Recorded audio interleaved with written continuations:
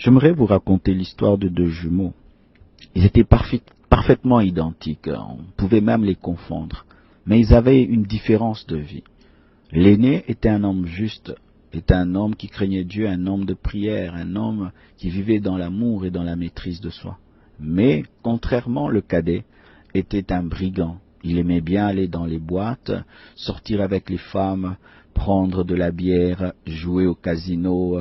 Il aimait bien ça. Mais chaque fois, son grand frère lui annonçait la parole et lui disait « Petit frère, la vie que tu as choisie n'est pas bonne. Elle finira par te créer de sérieux problèmes. » Le petit frère était têtu, il aimait bien la vie.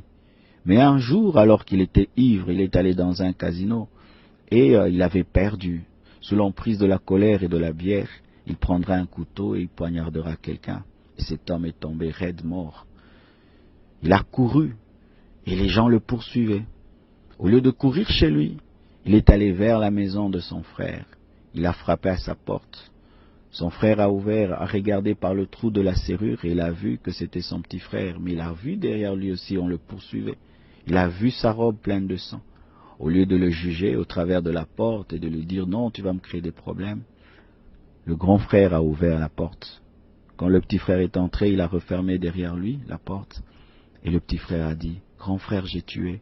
Grand frère, j'ai tué. Regarde ma robe, elle est pleine de sang. On me poursuit, on va me tuer. » Sans le juger, sans dire quoi que ce soit, le grand frère n'a dit qu'une seule chose. « Enlève ta robe et donne-la-moi. » Ils ont échangé de robe. Le grand frère a pris cette robe ensanglantée et il lui a donné une robe très blanche. Il ouvrira la porte de derrière et lui dira « Cours, va-t'en ». Quelque temps après, les poursuivants arrivèrent et il ouvre la porte et on commence à lui poser des questions. « Pourquoi tu l'as tué? Pourquoi? Comme c'était un homme juste et véridique, il ne pouvait pas mentir parce qu'il n'avait pas tué, il s'est tué. Et tel comme aussi il y avait une très grande ressemblance, on a fini par le confondre. Et à cause surtout de la robe qui était la preuve que c'était lui le meurtrier, on l'amènera au tribunal. Pendant le jugement, il ne dira rien, il n'a rien dit jusqu'au bout. Et le juge décidera de le tuer. Le grand frère dira « J'accepte de mourir, mais avant de mourir, permettez-moi d'écrire une lettre à quelqu'un. » On lui donnera un papier pour respecter les dernières volontés de celui qui va mourir. Il écrira une lettre. Il dit « Petit frère, je meurs pour toi. J'accepte de mourir pour toi parce que moi je sais que si je meurs aujourd'hui, j'irai au ciel. Mais quand j'ai regardé ta vie, j'ai su que si tu mourais, tu iras en enfer. C'est pourquoi j'ai accepté de mourir à ta place. Mais sache ceci, que la robe que tu portes est une robe de sainteté, de pureté. Je ne l'ai jamais utilisée dans le mal et dans le péché. Si tu peux me dire merci, c'est de mener une vie de sainteté et de pureté. Petit frère, je meurs à ta place. » On prendra la lettre, on l'enverra. La lettre va arriver dans les mains du petit frère. Quand il va lire, malgré qu'il était dans le péché, il respectait beaucoup son grand frère, il l'aimait beaucoup, mais il n'arrivait pas à mener cette vie. Il criera « Non, cet homme juste ne peut mourir pour moi. J'irai au tribunal et je dirai que c'est bien moi. » Il prendra la lettre, il va courir, il arrive, il présente la lettre, il dit « Ne tuez pas. Voyez la lettre qu'il a écrite, il est mort à ma place parce que ceci, cela. C'est bien moi. » Il donnera même des preuves, des détails qui vont confirmer que c'était bien lui le meurtrier. Mais le juge dira « C'est trop tard. » Il dit « Pourquoi c'est trop tard ?» On dit « Amenez la tête. » On lui amènera sur un plateau la tête de son frère. On dit « Il est déjà mort pour toi. Tu peux rentrer à la maison. » Le petit frère dira « Non, tuez-moi aussi. Je ne peux vivre avec cette culpabilité. » Et le juge lui répondra et lui dira « Deux personnes ne peuvent mourir pour un même péché. Il a payé pour toi, tu es libre, va-t'en. » Le petit frère rentrera en pleurant et quelque temps, ses amis viennent. Ils lui disent « Viens, on va jouer aux cartes, viens, on ira au casino, viens, on va sortir avec les filles. » Et écoutez la réponse du petit frère, elle a dit « Si je le fais, mon grand frère est mort pour rien. Je ne le ferai pas. Je lui dirai merci par une vie de sainteté, de pureté. Jamais plus je ne ferai ce que j'ai fait, sinon mon grand frère est mort pour rien. » Jésus-Christ est ce grand frère qui est mort pour nous les petits frères. Il a vu que notre vie de péché nous amenait en enfer. Il est mort à notre place parce qu'il est convaincu, il était convaincu que lui pouvait mourir et ressusciter parce que lui est mort sans aucun péché. Il est mort à notre place. Et si aujourd'hui nous devons vivre dans la sainteté, c'est pour lui dire merci. Pas pour mériter son amour, parce que personne ne mérite l'amour de Dieu, mais pour lui dire merci. Bien-aimé, et malgré cet amour qu'il t'a manifesté, tu demeures dans le péché, tu vis dans le mal.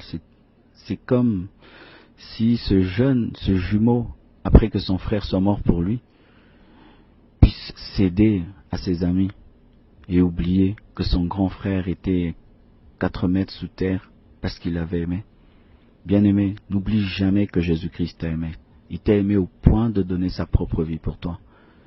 Et il te demande d'être reconnaissant, de l'adorer, de le célébrer, mais aussi de vivre dans la sainteté. Sinon, il est mort pour rien. Il est mort pour rien. Une dernière histoire, c'est l'histoire d'une mère brûlée.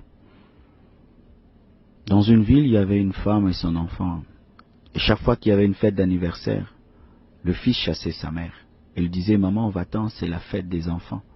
Année après année, à chaque anniversaire, le fils chassait sa mère.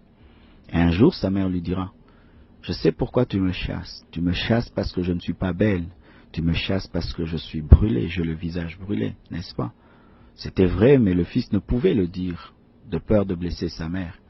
Et sa mère prendra une photo, la photo d'une très très belle femme, et la présentera à son fils. Et son fils dira, maman, cette femme est très belle. Et sa mère lui dira, c'est moi, quand j'étais jeune. Il dit, non maman, tu mens, cette femme est trop belle, elle n'est pas comme toi, toi tu es brûlée.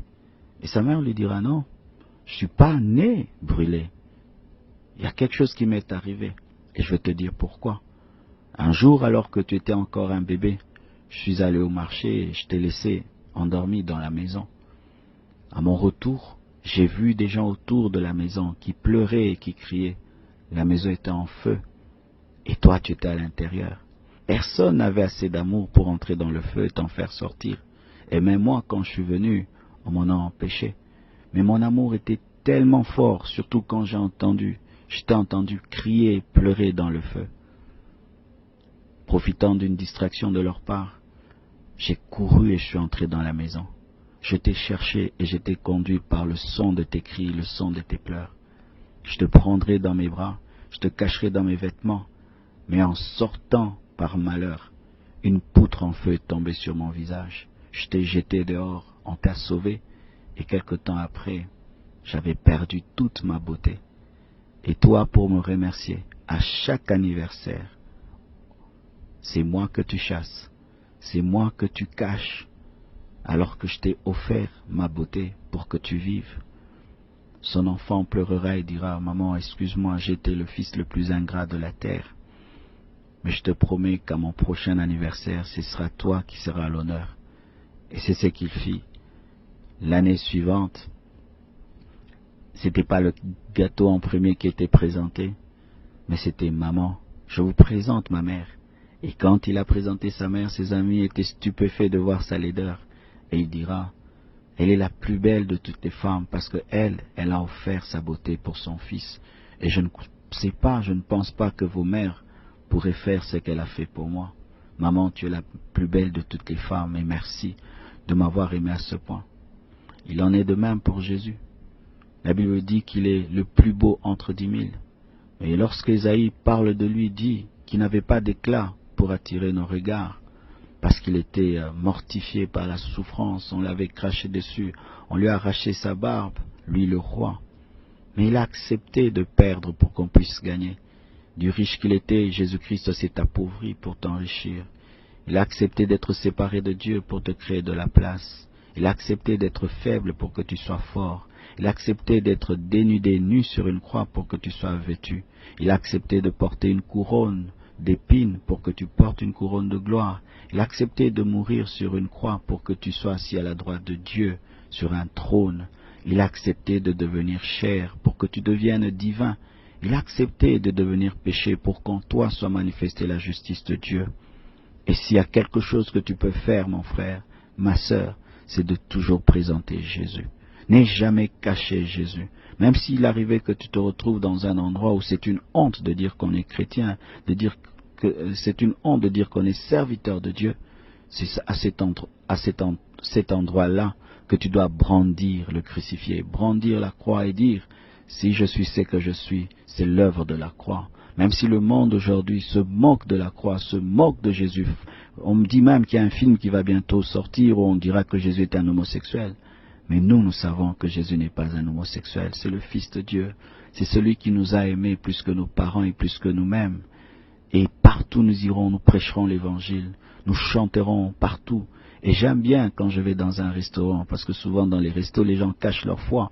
Ils prient à la maison avant de manger, mais quand ils se retrouvent dans les restaurants, et là ils mangent directement et prient dans leur cœur. C'est l'endroit où j'aime prier avant de manger ma nourriture, pour dire à tout le monde, je suis chrétien et je suis pasteur, je suis serviteur de Dieu. Je n'aurai jamais honte, comme ce garçon, j'aurai jamais honte de Jésus. Présentant Christ dans nos universités, partout tu travailles, même quand tu voyages en Europe, il n'y a pas un Dieu du Congo, un Dieu de l'Europe, partout tu iras. Parle de Jésus aux riches, aux pauvres, aux intellectuels, aux analphabètes.